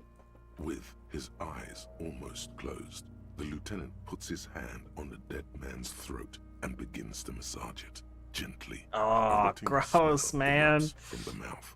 Purge You know, before I got to this fucking body, I was getting a little hungry. Not anymore. The hyoid bone is fractured. The rest of the musculoskeletal system is intact. Unremarkable. Respiratory system. Excuse me. Back hunched as if in prayer, he begins to pry open the dead man's jaws. He starts to exert more force. Both hands are used. Oral cavity shows no lesions. The victim has received dental implants, possibly after a combat wound. Mouth swollen. Hemorrhaging present in mucosa of the lips and mouth. From here, it looks as though the clown-faced man is screaming. The tendons of his jaw are torn apart. Hyoid ripped from the force of the lieutenant's hands. Look inside the dead man's mouth. No scream, no sigh of relief rises from the darkness inside. It's humid there. Sickly sweet air, unlike anything living. You feel like you're about to throw up again. Straight gross. No, you don't. You can keep it in. You can keep anything in. Write it down. Hepatobiliary. NA. Why? We don't have anything? Are you a hepatobiliary expert? He looked at the corpse's stomach with a mixture of tiredness and disgust. I don't think so. Neither am I. Write down NA. Same for toxicology and serology. NA. Okay. Cardiovascular. The body exhibits heavy lividity. Blood has gathered in the hands, feet, and neck. Hypostasis is visually consistent with the hanging. Gastrointestinal. He breathes a sigh of approaching relief. This is the last field on the list. He looks around to the ground, to the pool of feces there. Digested semi-solid food in stomach. Voila. Keep the voila. What's next on the list? Description of injuries, summary. Let's see. We have bite marks, contusions on the head and chest, and a ligature mark encircling the neck. You'll need 3 fields. Leave a 4th one too. Bite marks. Head, chest, and scalp bite mark injuries. Predation by birds has caused damage to the body. Odontologist does not need to be consulted. And your opinion, officer? Non-fatal post-mortem. Agreed. Next injury? Contusions. So, the scalp bleeds from a post-mortem head injury, a stone. The injury does not have the rim of an early inflammatory response. The perpetrator on the scene has confessed to causing it post-mortem. At maximum velocity, fucko! Has confessed to causing it at maximum velocity. Write it down. Coagulated blood sticks to his scalp and chest, where the countless stones have hit the dead man. Beneath, the description of injury. 2 boxes. Non-fatal post-mortem. Right. Next. Ligature mark. A dark red abraded ligature mark encircling the neck, with a gap on the nape measuring, let's say, 7 centimeters. The hyoid bone is fractured. The cervical column intact. I see hemorrhaging on the skin, above and below the ligature mark. Depth of the mark, 1 centimeter. No signs of clawing on the neck. Below the note, 2 customary boxes wait to be ticked. I'm gonna say fatal injury. The ring around his neck is visible. That's it. We have established cause of death. It's not much, and it leaves much to be questioned. But it's a start. Let's wrap this up. I pronounce this field autopsy over. What now? Now we put him in a body bag, and I drive him to Forborg for processing. The lieutenant looks at the dead man one more time, then at his notebook, then at the corpse again. He's thinking, did I miss something? Damn it. Maybe I should level up my perception. Let's bag him, take him away. Okay. I need a little help for carrying him to the holding pen of my kinema. I can take care of the rest. Then what? It's too late to take him into processing today. I'll take him first thing tomorrow. Bag the corpse and drag it to the mortar carriage.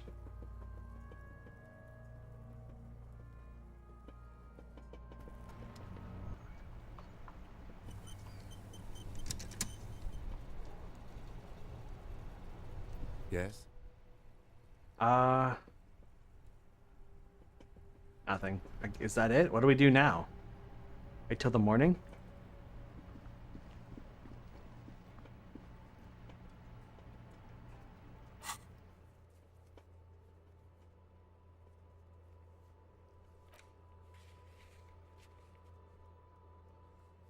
Alright, what time is it? Oh, it's 7 o'clock. Okay. We got a new item? No, it doesn't seem like it. And we can level up. I think we have 2 XP points. What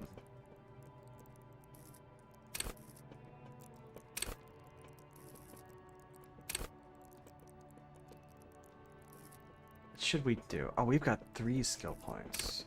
I think that's what that means? Yeah. What's real low? Our perception could be higher. Our hand-eye coordination could be higher. Let's level that up a bit. Visual calculus.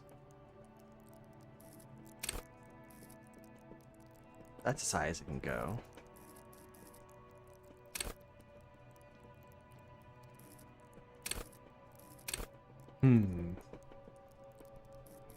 Volition.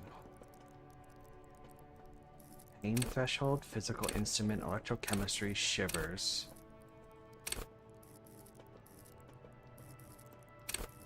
Did we level this up already? Let's level that up. Okay, we've got 1 more. I don't know if what Psyche is really useful for, other than getting story details.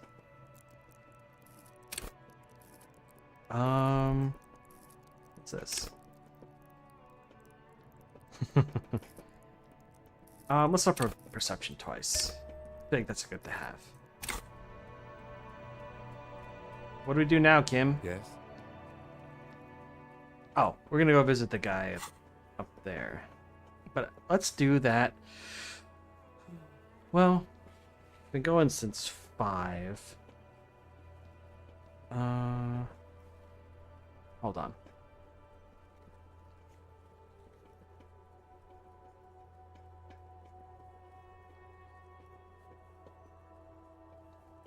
You know what? I think I'm gonna call it for now. Despite all, I know I'm gonna get hungry again when I forget about that description of the body. So, yeah. Thank you guys for coming. Have a good night. Good night, good night, good night.